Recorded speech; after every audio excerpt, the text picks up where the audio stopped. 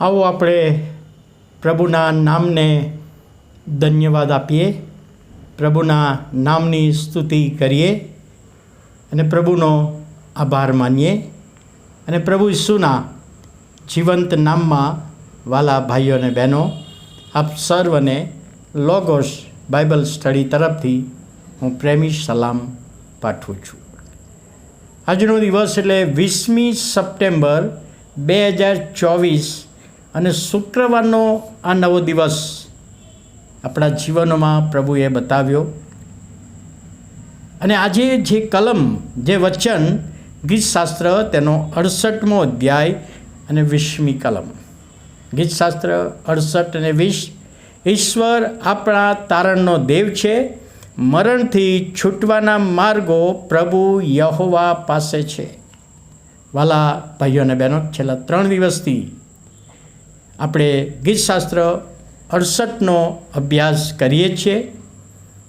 એમાં આગલા દિવસે આપણે જોયું હતું એ પ્રમાણે કે પૃથ્વી પર મસીહા આ પૃથ્વી પર આવે છે, ગભાણમાં જન્મ લઈને આવે છે, લોકોના ઉદ્ધારને માટે વધસ્તંભ પર મરણ પામે છે અને કબરમાં દટાય છે, ઉત્થાન પામે છે, સ્વર્ગમાં ચડી ગયા અને ફરીથી લેવા આવવાના છે, એનો અણસાર ત્યાં આપવામાં આવે છે.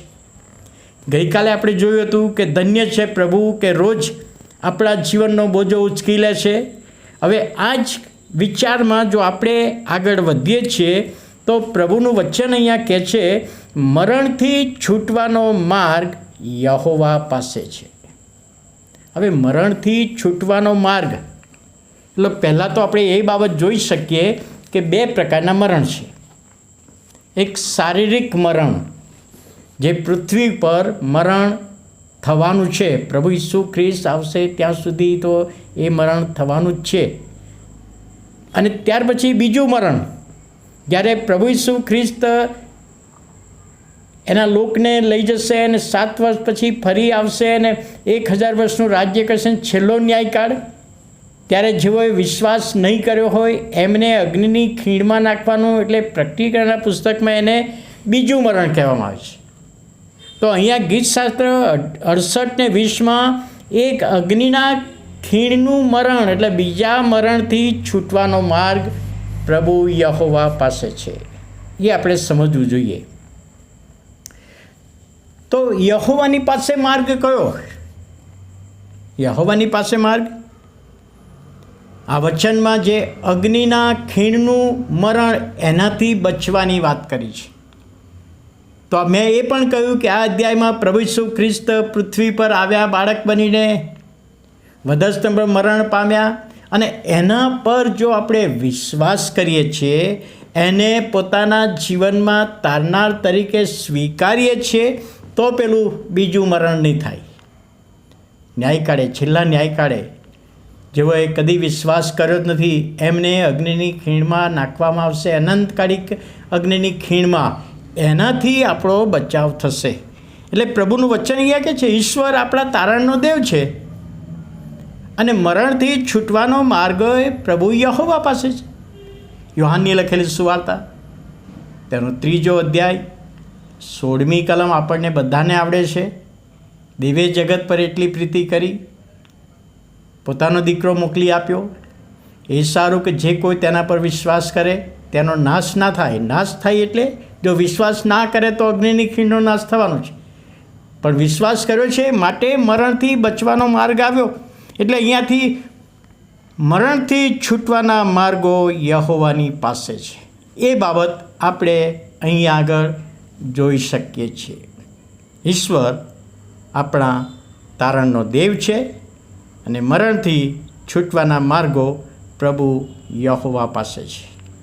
હવે ગીતશાસ્ત્રમાં દાઉદ જ્યારે આ લખે છે ત્યારે બહુ જ ખાતરી સાથે લખે છે, ખાતરી સાથે કે પૃથ્વી પરનું મરણ તો આવવાનું જ છે, બીજા અર્થમાં કોફિન બોક્સનું મરણ તો આવવાનું જ છે,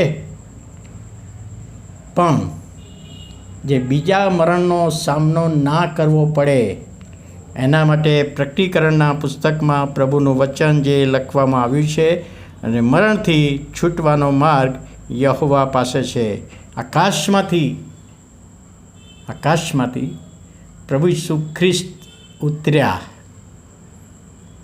કુંવારી મરિયમના ઉદરે જન્મ્યા, કારણ કે મરણથી છૂટવાનો માર્ગ.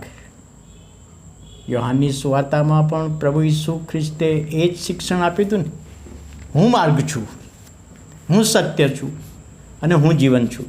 તો મરણથી છૂટવાનો માર્ગ પ્રભુ ઈસુ ખ્રિસ્ત. બીજા અર્થમાં કે પ્રભુ ઈસુ ખ્રિસ્ત પર આપણે જો વિશ્વાસ કરીએ છીએ તો મરણથી છૂટવાની બાબત આપણા હકમાં પરિપૂર્ણ થાય છે. આપણા બચાવને માટે પ્રભુ ઈસુ ખ્રિસ્ત આ પૃથ્વી પર આવ્યા, અને માટે દાઉદનો જે વિશ્વાસ, ઈશ્વર આપણો તારણનો દેવ છે અને મરણથી છૂટવાના માર્ગો પ્રભુ યહોવા પાસે છે. તો વાલા ભાઈઓ અને બહેનો, આપણે એ માર્ગને સ્વીકારી લઈએ, જે માર્ગ મત્તીની સુવાર્તામાં સાંકડો માર્ગ અને પહોળો માર્ગ. સાંકડો માર્ગ એ પ્રભુનો માર્ગ છે, પહોળો માર્ગ એ શૈતાનનો માર્ગ છે, અને સાંકડો માર્ગ એ મરણથી બચવાનો માર્ગ છે. અને એ પ્રભુ ઈસુ ખ્રિસ્તને આપણા જીવનમાં સ્વીકારી લઈએ તો પ્રભુ આપણો બચાવ કરે છે. એ બાબત સમજવામાં આત્માની દોરવણી મળે, એ વિનંતી અને પ્રાર્થના પ્રભુની આગળ લાવીએ, પ્રાર્થના કરીએ. વાલા પ્રભુ, અમે તમારો આભાર માનીએ છીએ, તમારા નામને ધન્યવાદ આપીએ છીએ આજના નવા દિવસની ભેટને માટે. અને વાલા પ્રભુ, અમે તમારા વચનોમાં વાંચ્યું અને સાંભળ્યું અને સમજ્યા અને શીખ્યા. મરણથી બચવાનો માર્ગ તમે જ મોકલ્યો છે, અને તો પ્રભુ ઈસુ ખ્રિસ્ત.